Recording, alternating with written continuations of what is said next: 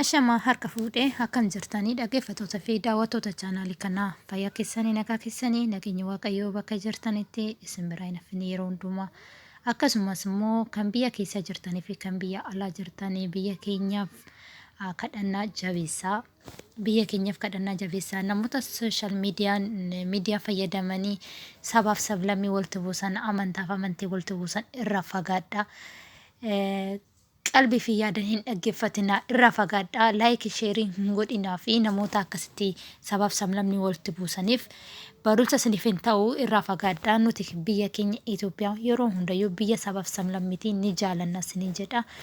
Hojii kiyyatti seenuun dura ergaan tiyya tanadha. Adaraa keessanii namoota sooshaal biyya alaa ta'anii sooshaal miidiyaa fayyadamanii sabaaf sablammii amantiidhaanis ta'ee waanuma hundaan kan namoota Itoophiyaa keessa sabaaf sablammii Itoophiyaa keessa jiran kan walitti buusan jiru isaanirraa fagaadhaa laayik sheerii hin godhinaa fi viidiyoo isaanii seentanii hin laalinaan fi jechuudhaan eegalaa har'a akkasumas immoo bilbilli keenya har'a kanan isinitti himu dhufe kanan irraa fayyadamee argeedha.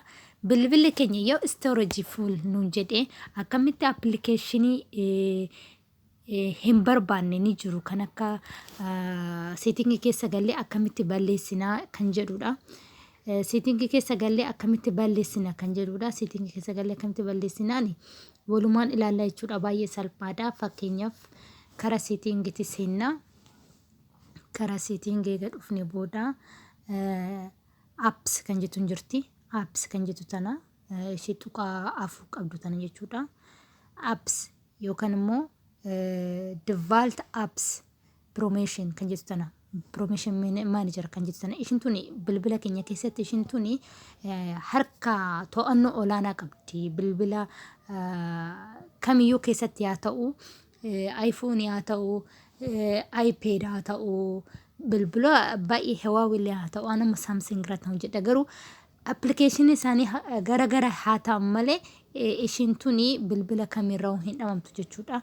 Fakkeenyaaf iPad irraa App Storeetu jira waan ta'eef Huawei keessa immoo apps kan jedhu kanamatti jira waan ta'eef ishiin tuni harka olaanaadhaan bilbila keenya to'atti. Yoo immoo storage full kan jedhee kan nu dhibuu ta'e suuraan nu ergamellee yoo banuu hin dandeenye akka bannee ilaallu nu taasisu bilbilli keenya yeroo baay'ee nuti bilbilli keenya vaayirasii garaagaraallee itti baay'ata. Vaayirasii kan balleessu nuti guyyaa biraan qabadhe isin deema. Har'a garuu kanas itti agarsiisu barbaadu ishuma nuti callisneetuma akkuma laayyootti ilaallee bira dabartu storage keenya baay'een walaa cufaa jira jechuudha. Fakkeenyaaf ani kaleessa storage kiyya yommuu dileeti godhu Facebook irraan dileeti godhee Facebook irraa immoo guyyaa tokko qabadhe isin dhufa. Paaswoordii garuu inni guddaan paaswoordii Facebook keessanii hoon beekne storage dileetiin godhina. Data deleting godha maaliif deebi'eet login jedhisin jedha deebi'i seeni sin jedha deebi'i seeni herreega keessa sirreessisin jedha waan ta'eef jechuudha. Amma garuu kanarra seennetti maal akka delete faagoon fakkeenyaaf adrood accessibility kanillee gochuu nan danda'a jechuudha. Adrood out kanillee gochuu nan danda'a jechuudha. Android system kanillee gochuu nan danda'a. Isaan kun waa'ee bilbilaa ilaallata waan ta'eef tarii bilbili keenya sababa keetiin nuti cufame bilbili keenya akkanaan hin jenne jechuudha. Fakkeenyaaf anti-radio service kan jettu sana raawwadheetan isinitti agarsiisa. Ishii tana jechuudha. Ishii tana storage ishee delete waan isinitti agarsiisa. Kun wala storage kan jettu san jira. Storage kan jettu tana tokko qabxii duwwaa 3 MB used in internet storage jedha. Kanaaf ishii tuuna. Fakkeenyaaf app irratti jechuudha. Wantoota afur nuuf fida app data cache total kan amman ilaaluu qabu isa kamidha. App irratti duwwaa qabxii 99 MB nuuf fideera. Data irratti immoo 24 qabxii 58 KB fideera. Cache irratti immoo 16 qabxii 38 KB fideera. Totaalii tokko qabxii duwwaa 3 MB fideera. Kanaaf delete clear jechuu dandeenya. Fakkeenyaaf clear yoo seene eenyuun balleessa keeshii bichaan balleessa.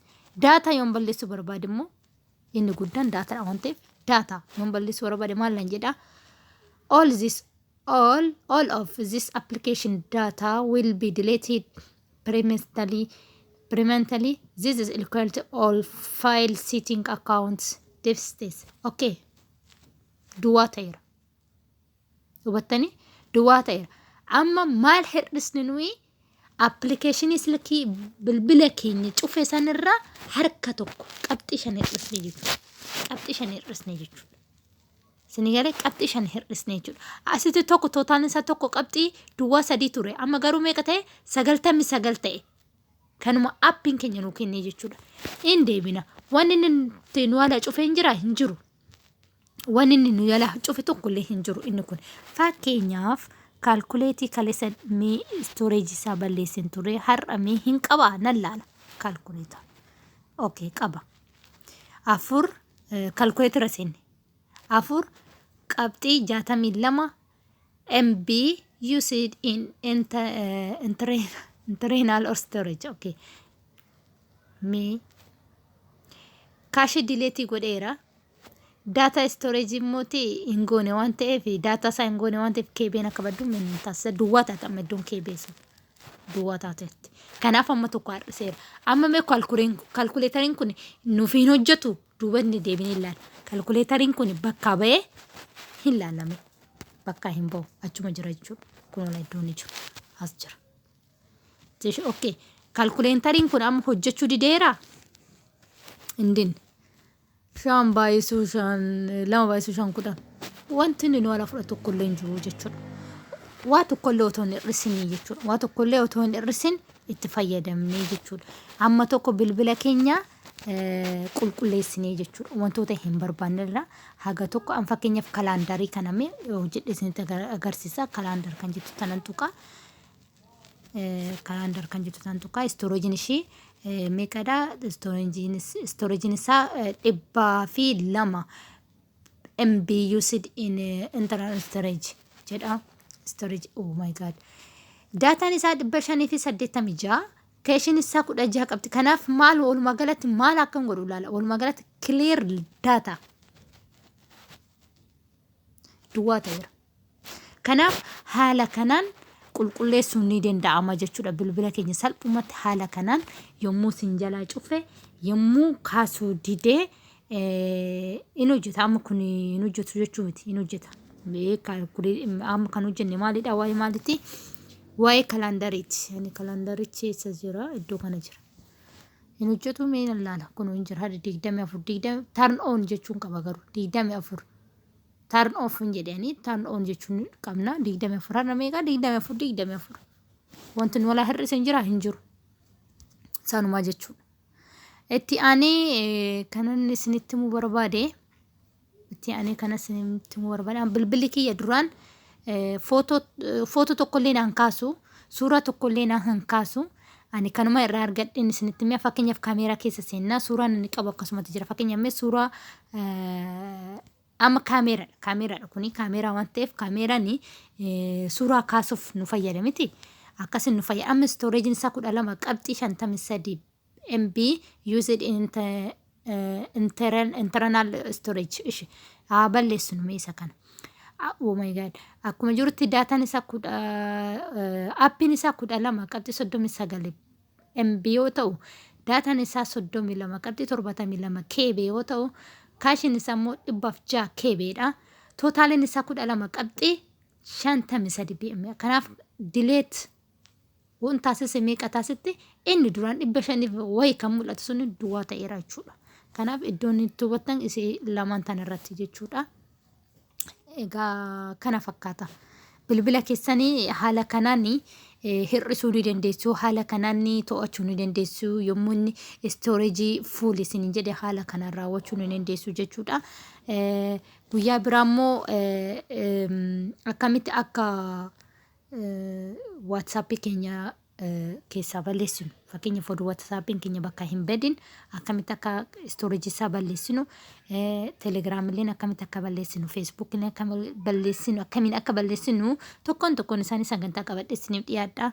Hanga sagantaa biraatti walitti deeminutti nagaan naa turaa isiniin jedha. Isiniin kabajaa isiniin jaaladha.